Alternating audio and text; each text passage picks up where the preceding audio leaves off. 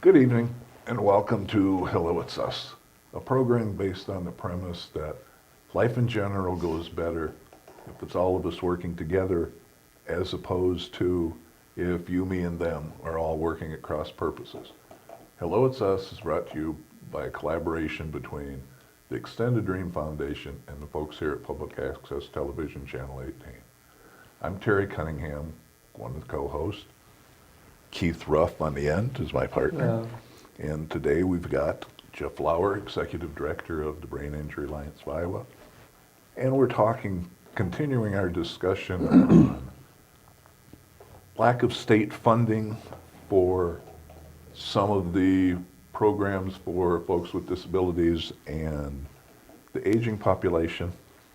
We've been talking about the waiting list for the waiver programs, how there are about 7,300 people on the list, that $8.7 million in funding to pare that list down that was appropriated last year was vetoed, and there hopefully is between 4.7 and 5.1. Well, the Senate's got 7.1 today, and I think that the House came up to 5.1 last week from 4.8.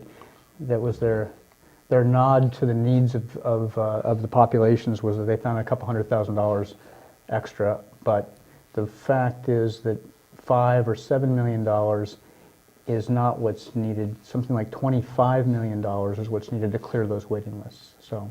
It's a step, but it's a small step.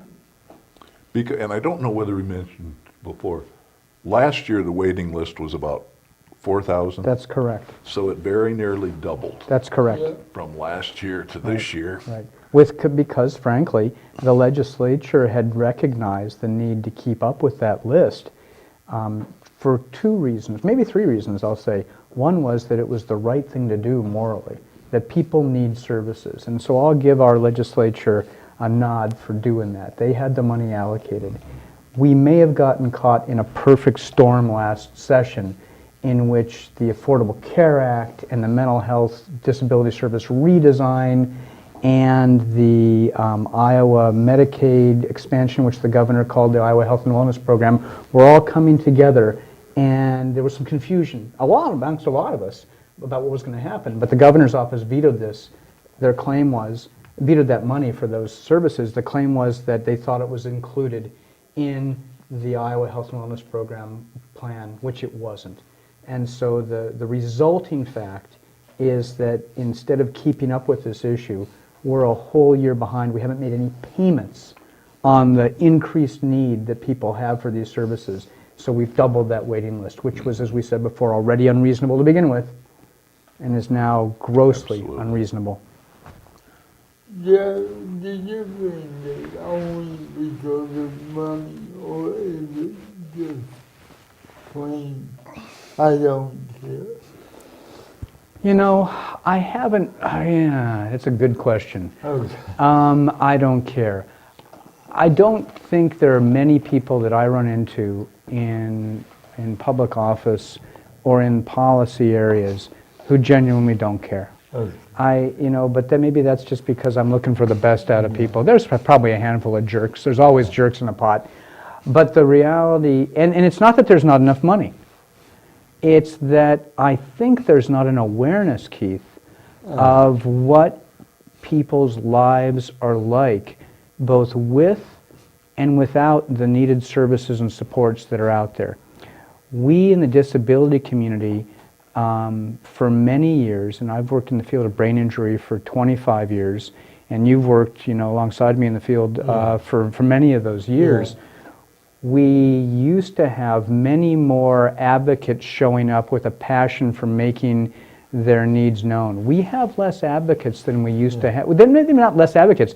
They just don't have the same time and ability to do it. People don't seem to be as vigorous for advocating both themselves, and our communities have kind of pulled back from, if you will, to some degree, being connected with people with disabilities a little bit. I mean, I see that across the state. Our legislators don't have stories or neighbors that they know well. So it's up to us, you guys and other people, to make the needs known, to put faces on these stories, because we have a $1.5 billion, with a B, $1.5 billion of surplus in the state bank account right now.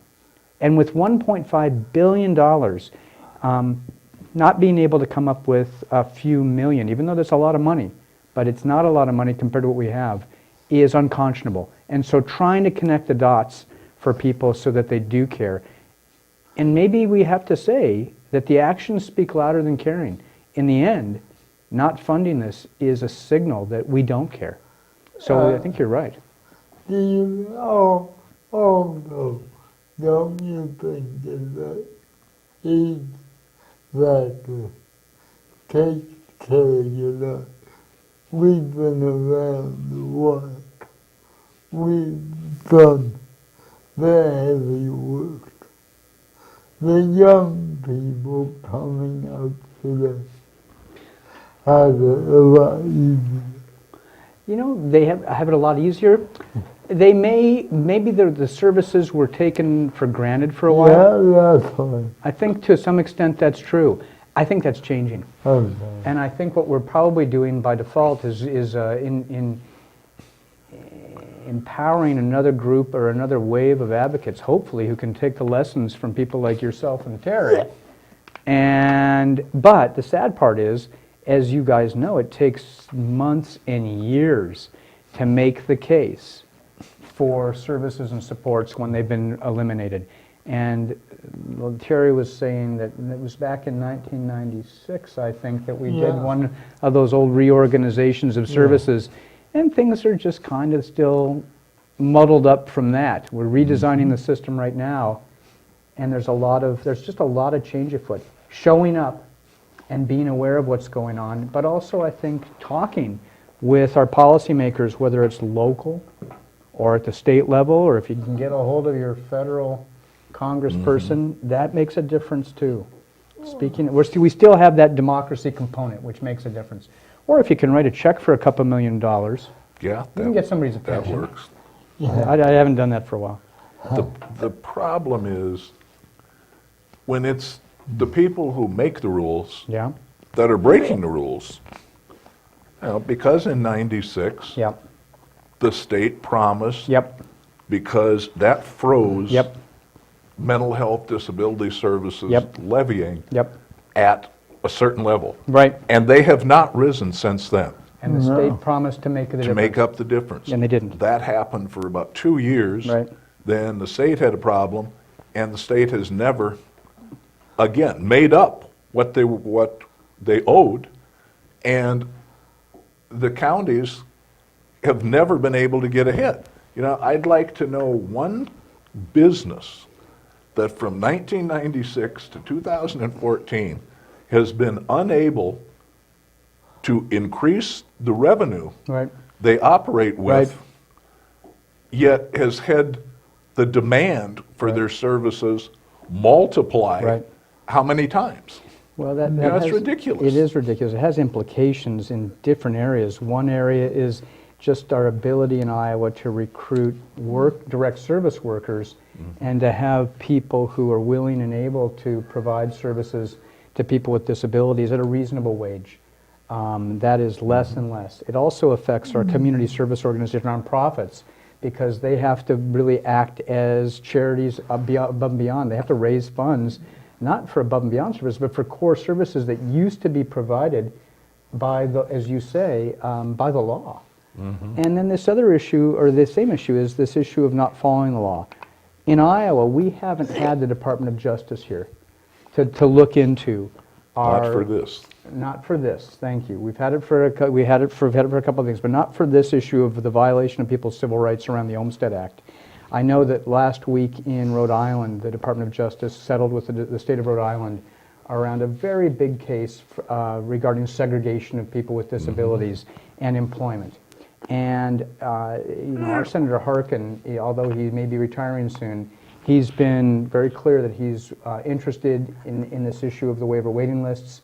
And I would expect that we will find some courts taking a very big interest in Iowa in the coming year.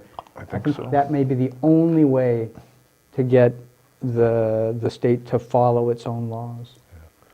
Well, and I think one of the issues with how things are happening in Iowa, and especially how they're happening with younger folks, is the incredible want for immediate gratification amongst people now, and the way it used to be. Because folks haven't lived without the Olmstead decision, or without the ADA, Right. or there are still people who work for me now who don't believe there was ever a time minimum wage was less than $5 an hour. It's like, no, it was $1. Oh, you can't live on that. That can't be true. It's the same time gas was 18 cents. Never been. You show me where it was that. Well, not when you were alive, but Right. or with all the credit that Right. kids have now. Right. The concept of saving to get something, Right. as opposed to walking to the bank of mom and dad and saying, I want this much money for the newest gadget because everybody else has it. Well, at my bank of mom and dad, that response was, your request is denied. Go earn and save the money yourself. I think you've got a parenting program that you're developing here. Well, I just think that because people haven't had to go and fight for the ability to get in a building or the ability to get in a program, Right. or that kind of thing, to know what it takes. You're really, I think you're right about this, that there are at least in our communities, there are different groups of people who have awareness of what it really does require to survive and live with minimal needs met. And then there are a lot of other people in our community who have their basic needs met and who have the luxury to think about what their wants are. And maybe you and I, at this point, fall into some of that class, is that we can think about what our wants. We can go to a play sometime, or we can think about going out or having some discretionary funds. But there's an increasing number of people who don't have that option that they used to have, and that they probably still need to have, really from the legal standpoint, to protect, again, their civil rights. I'm not a proponent of a charity society where we give everybody what they want. I think that's crazy. No. But I think that there are really clear cases in our community, across the state and across the country, where we have retreated from a commitment to supporting our most vulnerable and our families and individuals who have genuine needs that aren't being met, needs that put them at risk of death, of permanent illness or disability, and of institutionalization. And that's really where I think that we talk about, the line gets drawn. It's not about, do you get an iPhone 4 or an iPhone 5? Yep. It's about, do you get a chance to live in the community, or do you get a chance to be shipped out to a nursing home and have to live without any choices? Yeah. That issue of choice. Well, and when I was on the MHDS Advisory Council, the county had some serious budget issues Sure. for a couple years in a row, and had to make like millions of dollars worth of program cuts. And there was a subcommittee of us who worked on that, and you can only cut programs so far. And you can only cut somebody's service needs so far. Right. If you have a need for residential services, you can't cut that by 50%. You know, you can't say, okay, you go here Monday, Wednesday, Friday, and Sunday next week, and Tuesday, Thursday, da-da-da the next Right. week. You know, you need those services. Every day. So you start getting into which service can we cut Right. that the least people may die. Right. And I don't say that facetiously No. at all. No, we've Those also- are the Yeah. those are the kinds of decisions Yep.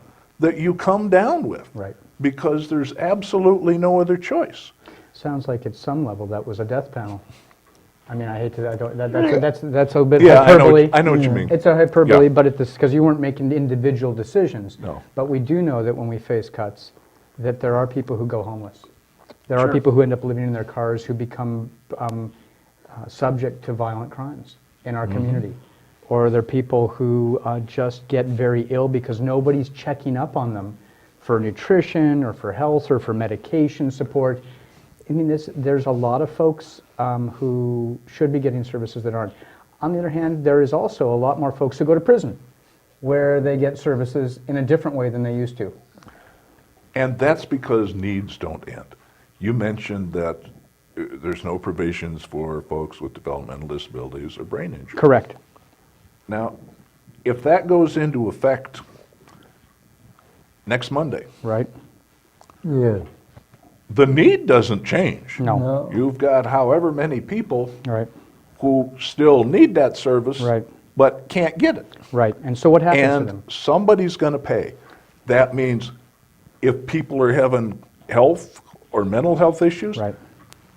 hello, emergency room. Right.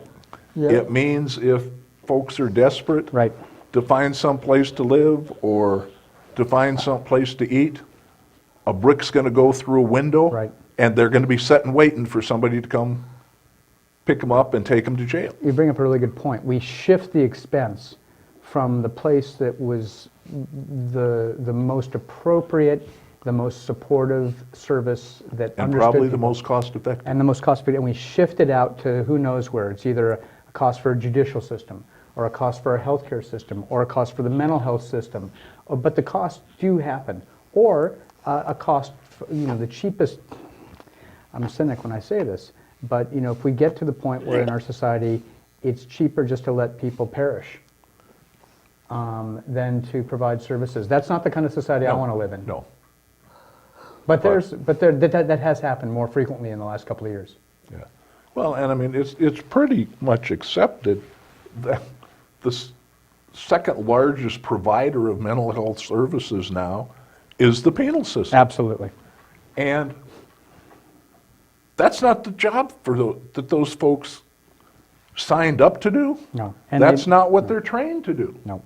It's just ridiculous. Well, Dorothy Dix fought 100 plus years ago to provide for community-based services so that people were not incarcerated because of mental illness. And we moved to that.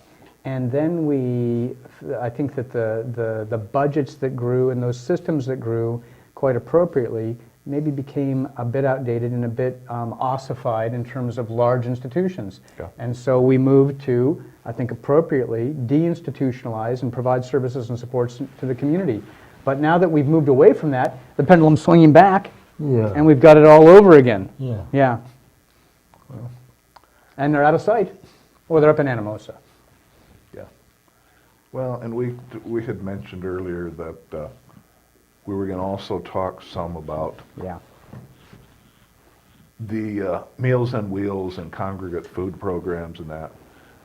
Last year, the Heritage Area Agency on Aging out of Cedar Rapids got hit with a budget cut of, I forget the amount of money, but resulted in thousands of meals not being served. And they had a little telethon to try to supplement that, and we're able to supplement some, but Right. certainly not that amount. Right. And they recently found out that, again, they've got to a budget cut. Federal government budget cut? Yeah. Wow. And, the funding systems get so convoluted. It turns out that one of the ways they get their budget is determined upon how many people come in to a congregate setting, and rather than go ahead and have the free meal that they're entitled to, go ahead and donate for their meal. Oh. Well, that amount is decreasing. The number of people, which means the budget gets cut, which means meals Yeah. don't get served.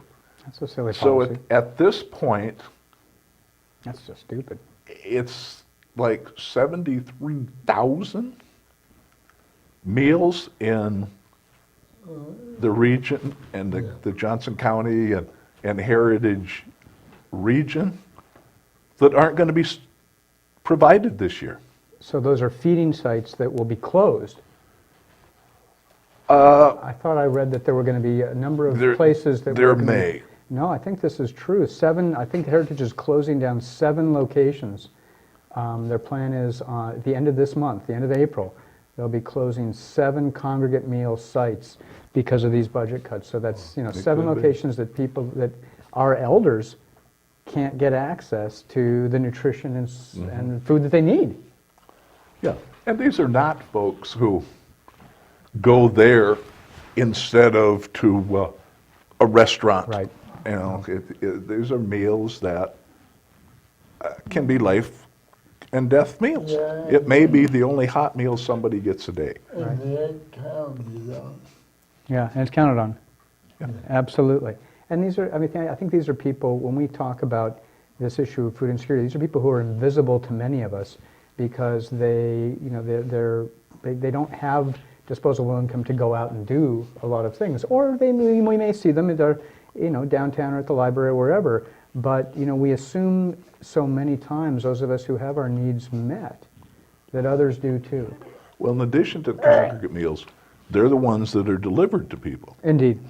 So Meals on Wheels. these may be folks who are truly invisible Because they're homebound. because they're unable to get out. Yeah, So the person who delivers their meal right, may be the only person Right. they see that day. right. That's their, besides delivery of the meal, Right. that's the safety check. The one connection they have. And I just don't understand how, rules can work like that. So what can people do here locally, do you think, Terry, to help offset that?